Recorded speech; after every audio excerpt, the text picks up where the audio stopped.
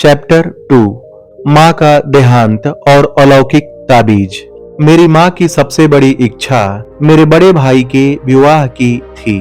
आहा, जब मैं अनंत की पत्नी का मुख देखूंगी तब मुझे इस धरती पर ही स्वर्ग मिल जाएगा। इन शब्दों में माँ को अपने वंश को आगे चलाने की प्रबल भारतीय भावना व्यक्त करते मैं प्रायः सुनता था। अनंत की सगाई के समय मैं लगभग 11 वर्ष का था। माँ कोलकाता में अत्यंत उल्लास से विवाह की तैयारियों में जुटी हुई थी। केवल पिताजी और मैं ही उत्तरी भारत में स्थित बरेली में अपने घर में रह गए थे, जहां लाहौर में 2 वर्ष रहने के बाद पिताजी का स्थानांतरण हो गया था। इसके पूर्व मैं अपनी 2 बड़ी बहनों रमा और उमा के विवाहों का ठाट बाट देख चुका था, किंतु घर में सबसे बड़ा पुत्र होने के नाते अनंत के विवाह की तैयारियां तो और भी बड़े स्तर पर हो रही थी। माँ प्रतिदिन दूर दूर से कोलकाता पहुंचते सगे संबंधियों की आवाभगत करने में व्यस्त थी। माँ ने 50 एमहर्स्ट स्ट्रीट में लिए गए एक नए विशाल घर में उन सबके आराम पूर्वक ठहरने की व्यवस्था की थी। सारी तैयारियां पूरी हो चुकी थी। विवाह भोज के लिए नानाविध व्यंजन, बारात के साथ अनंत को ले जाने के लिए पालकी, रंग बिरंगी बत्तियों की कतारें, गत्ते के विशालकाय हाथी और ऊंट, अंग्रेजी, स्कॉटिश और हिंदुस्तानी बैंड बाजे, पेशेवर गायक तथा नर्तक, विवाह विधि संपन्न कराने के लिए पंडित पुरोहित, सब कुछ तैयार था। मंगल उत्सव के उत्साह से भरे हुए पिताजी और मैं समय पर विवाह के लिए पहुंचने का विचार कर रहे थे, परंतु उस शुभ दिन से थोड़े ही पहले मैंने एक अमंगल पूर्वक दृश्य ध्यान में देखा। यह बरेली में अर्धरात्रि के समय था। मैं पिताजी के साथ अपने बंगले के बरामदे में सोया हुआ था। पलंग पर लगी मच्छरदानी की विचित्र फरफराहट की सी ध्वनि से मेरी नींद खुल गई। पतली मच्छरदानी के पर्दे खुल गए और मुझे अपनी प्रिय माँ दिखाई पड़ी। अपने पिताजी को जगाओ। माँ की आवाज केवल एक फुसफुसाहट की तरह लगी। आज ही भोर को 4 बजे यहाँ से चलने वाली पहली गाड़ी पकड़ो। यदि मुझे देखना चाहते हो तो जल्दी करो। इसके बाद वह छाया मूर्ति अदृश्य हो गई। पिताजी, पिताजी, माँ प्राण त्याग रही है। मेरे आर्त स्वर में व्याप्त भय आकुलता ने उन्हें तत्क्षण जगा दिया। सुबकते हुए मैंने उन्हें सारी घटना सुना दी। अपने स्वभाव के अनुसार इस स्थिति को अस्वीकार करते हुए उन्होंने मुझसे कहा, चिंता की कोई बात नहीं, यह तुम्हारे मन का भ्रम मात्र है। तुम्हारी माँ बिल्कुल ठीक है। यदि कोई दुखद समाचार मिल ही गया तो हम लोग कल चल पड़ेंगे। यदि आप अभी तुरंत नहीं चले तो अपने आप को आप कभी क्षमा नहीं कर पाएंगे। तीव्र व्यथा के कारण मेरे मुंह से ये शब्द भी निकल पड़े और न ही मैं आपको कभी क्षमा करूंगा। विषादपूर्ण प्रातःकाल स्पष्ट संदेश लेकर आया। माँ गंभीर रूप से अस्वस्थ, विवाह स्थगित, तुरंत आइए। पिताजी और मैं हतबुद्धि होकर निकल पड़े। रास्ते में जहां गाड़ी बदलनी पड़ती थी वहां मेरे एक चाचा हम लोगों से मिले।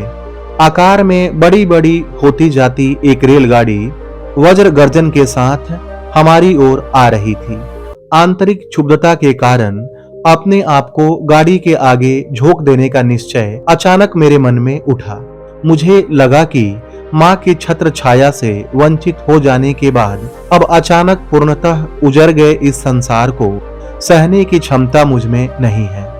मैं माँ से इस संसार में सबसे प्रिय मित्र के रूप में प्यार करता था। उनके सांत्वनादायक काले नयन बचपन की छोटी छोटी व्यथा वेदनाओं के समय मेरा एकमात्र आश्रय थे। क्या माँ अभी तक जीवित है? चाचा से एक अंतिम प्रश्न करने के लिए मैं रुक गया। चाचा को मेरे चेहरे पर छाई अधीरता को भांप लेने में तनिक भी देर नहीं लगी। निसंशय वे जीवित हैं, पर मुझे उन पर थोड़ा भी विश्वास नहीं हुआ। हम कोलकाता में घर पहुंचे तो हमें मृत्यु के अचेतन करने वाले रहस्य का सामना करना पड़ा। मैं मृत प्राय सा होकर गिर पड़ा। किसी प्रकार की सांत्वना को मेरे हृदय का स्पर्श भी कर पाने के लिए कई वर्ष लग गए। मेरी आर्त पुकारों ने साक्षात स्वर्ग के द्वारों को हिला दिया। आखिर जग जननी को आना ही पड़ा। उनके स्नेह स्निग्ध शब्दों ने मेरे रिश्ते घावों को भर दिया। वह मैं ही थी जिसने जन्म जन्मांतर में अनेक माताओं को स्नेह वत्सलता के माध्यम से तुम्हारी देखभाल की। खोए हुए जिन दो सुंदर काले नयनों को तुम ढूंढ रहे हो, उन्हें मेरी आंखों में देखो। परम प्रिय माँ के श्राद्ध कर्म के बाद शीघ्र ही पिताजी और मैं बरेली लौट आए। अतीत की स्मृति में प्रतिदिन भोर में ही मैं अपने बंगले के सामने स्थित नरम हरित स्वर्णिम हरियाली को छाया देते खड़े पारिजात वृक्ष की दुखार्त होकर तीर्थ यात्रा करता। कभी कभी काव्यमय क्षणों में मैं सोचता था कि पारिजात के श्वेत पुष्प अपनी अंतर्जात भक्ति से हरित तृणवेदी पर अपने आप को बिखेर रहे हैं। उस बिंदुओं के साथ अपने अश्रु बिंदुओं को मिलाते हुए मैं प्रायः उधा से लोकोत्तर अलौकिक प्रकाश निकलता देखा करता। ईश्वर को पाने की तीव्र कसक से मैं तरफ उठता। हिमालय में चले जाने की प्रबल इच्छा मुझ में जाग उठी। मेरे एक चचेरे भाई हिमालय की पावन पर्वत श्रेणियों की यात्रा कर हमारे यहाँ बरेली आए। योगियों और स्वामियों के उस उच्च पर्वत निवास स्थान की कहानियां मैंने उनसे उत्सुकता पूर्वक सुनी। चलो हिमालय भाग चलें, यह प्रस्ताव एक दिन मैंने बरेली में अपने मकान मालिक के पुत्र द्वारका प्रसाद के समक्ष रखा, परंतु वह ऐसे विचारों से सहमत नहीं था। उसने मेरे इस विचार से मेरे बड़े भाई को अवगत करा दिया, जो उसी समय पिताजी से मिलने के लिए वहां आए थे। एक छोटे बच्चे की इस अव्यवहारिक योजना को हंसकर टाल देने के बदले अनंत ने मेरा उपहास करने का निश्चय कर लिया। तुम्हारे गेरुए कपड़े कहाँ हैं? उनके बिना तो तुम स्वामी नहीं बन सकते। परंतु उनके इन शब्दों से मैं अबोध गम्य रूप से पुलकित हो उठा।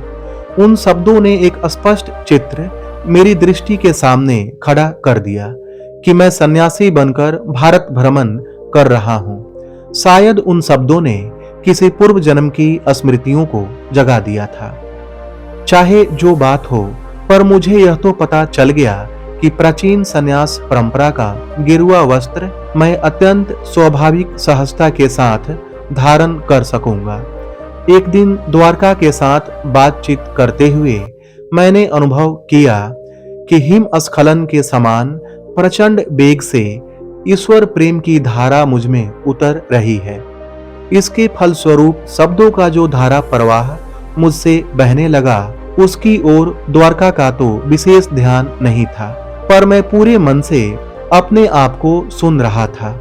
उसी दिन दोपहर को मैं हिमालय की तलहट्टी में स्थित पहाड़ियों में बसे नैनीताल की ओर भाग गया। अनंत ने भी दृढ़ संकल्प के साथ मेरा पीछा किया और विवश होकर मुझे दुखी अंतःकरण के साथ बरेली वापस आना पड़ा। मुझे केवल एक ही तीर्थ यात्रा करने की अनुमति थी, और वह थी प्रतिदिन प्रातः की पारिजात वृक्ष की तीर्थ यात्रा। मेरा हृदय अपनी खोई हुई दोनों माताओं के लिए मुख रुदन करता रहा। एक मानवीय माता, दूसरी जगन माता। माँ के स्वर्गवास से परिवार में जो रिक्तता उत्पन्न हो गई, वह कभी भरी नहीं जा सकती थी। अपने जीवन के लगभग 40 शेष वर्षों में पिताजी ने दूसरा विवाह नहीं किया। अपने बाल वृंद के माता पिता की कठिन भूमिका उन्होंने स्वयं ही स्वीकार कर ली, और इसके निर्वाह में वे हमारे साथ अधिक कोमल हृदय, अधिक मिलनसार बन गए। शांति और सूझबूझ के साथ ही वे विभिन्न पारिवारिक समस्याओं को हल करते। कार्यालय से आने के पश्चात वे किसी विरक्त की भांति अपने कक्ष में चले जाते और आनंदपूर्ण प्रशांति में क्रिया योग का अभ्यास करते। माँ के स्वर्गवास के बहुत समय बाद मैंने ऐसी छोटी छोटी बातों का ध्यान रखने के लिए एक अंग्रेज परिचारिका को रखने का प्रयास किया ताकि पिताजी को कुछ आराम मिल सके, परंतु पिताजी ने सिर हिला हिलाकर अपनी असहमति प्रकट की। तुम्हारी माँ के साथ ही मेरी सेवा का अंत हो गया। आजीवन एक पत्नी परायणता के भाव में उनकी आंखें खो गईं। मैं किसी भी अन्य स्त्री की सेवा ग्रहण नहीं करूंगा। माँ के गुजर जाने के 14 महीने बाद मुझे ज्ञात हुआ कि वह मेरे लिए एक महत्वपूर्ण संदेश छोड़ गई हैं। उनके अंतिम समय अनंत दा उनके पास उपस्थित थे और उन्होंने उनके शब्दों को लिख लिया था। यद्यपि माँ ने वह संदेश मुझे 1 वर्ष में दिए जाने का निर्देश दिया था, तथापि मेरे भाई ने उसमें विलंब कर दिया था। उन्हें शीघ्र ही माँ द्वारा उनके लिए पसंद की हुई कन्या से विवाह करने के लिए बरेली से कोलकाता प्रस्थान करना था। एक दिन संध्या को उन्होंने मुझे अपने पास बुलाया। मुकुंद, तुम्हें यह विलक्षण समाचार देने में मैं आनाकानी करता रहा। उनके स्वर में विवशतापूर्ण समर्पण था। मुझे भय था कि इससे तुम्हारी गृह त्याग की इच्छा और भड़क उठेगी, परंतु तुम वैसे भी अभी प्रबल ईश्वर प्रेम से ओतप्रोत हो। अभी हाल ही में जब मैं तुम्हें हिमालय जाते हुए रास्ते से पकड़ लाया, तभी मैंने एक निश्चित संकल्प कर लिया। मुझे किसी भी परिस्थिति में अब अपना पवित्र वचन निभाने में देर नहीं करनी चाहिए। मेरे भाई ने मुझे एक छोटी सी डिबिया दी और माँ का संदेश मुझे सुनाया। माँ ने कहा था, मेरे प्रिय पुत्र मुकुंद, मेरे ये शब्द तुम्हारे लिए मेरा अंतिम आशीर्वाद है।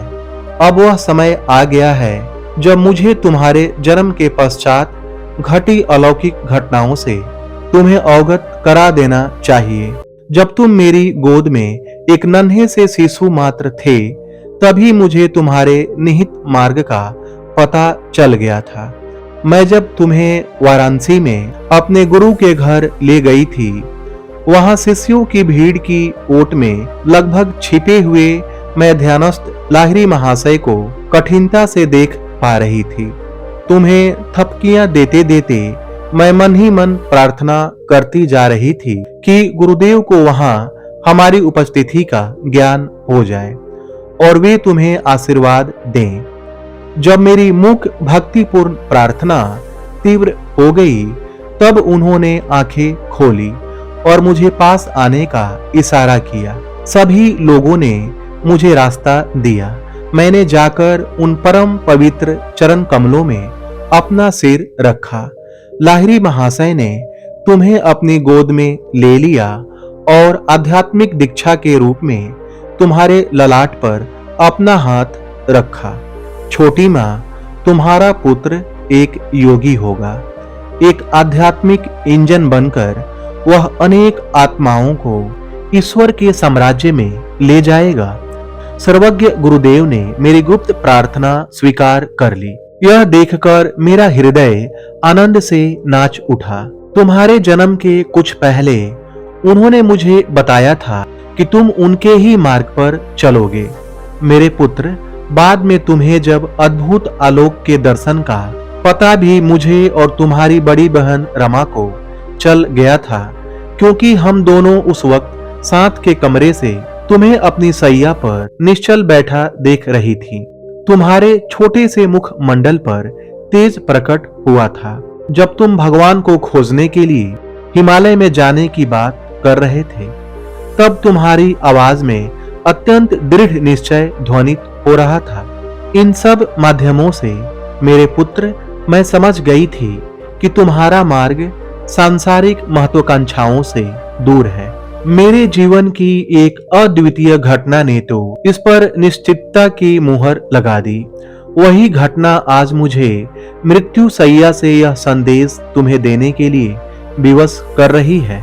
यह घटना है पंजाब में एक साधु के दर्शन की।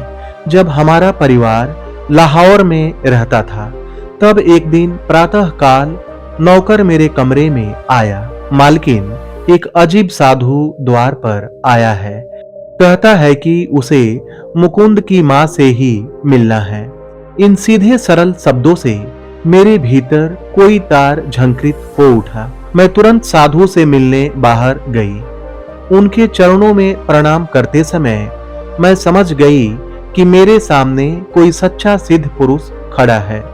उन्होंने कहा, माता, महान गुरुजन तुम्हें यह बता देना चाहते हैं कि इस पृथ्वी पर तुम्हारा वास अब अधिक दिन नहीं रहेगा।